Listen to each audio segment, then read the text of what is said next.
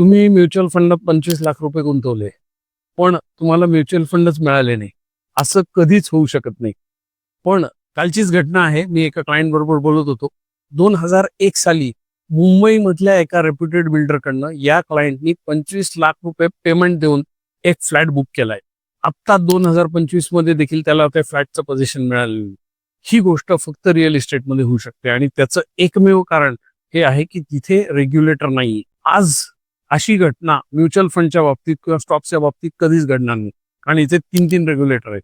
म्हणून मी नेहमी सांगत असतो की मध्यमवर्गीय माणसांनी तिथेच पैसे टाकावे जिथे रेग्युलेटर आहे. आज माझ्या या क्लायंटला काहीच करता येणार नाहीये, कारण जोपर्यंत तो बिल्डर ते पैसे परत देत नाही किंवा ती बिल्डिंग पूर्ण करत नाही, तोपर्यंत हा माणूस हतबल आहे आणि तो कोर्टात गेला किंवा काही केलं तरी त्याचा फक्त वेळ आणि पैसाच वाया जाणार आहे.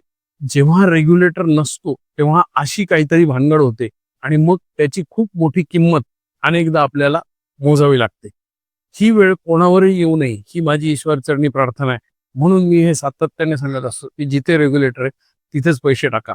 So if you have hard earn money and if you want to protect it, put it only in regulated assets like equity mutual funds.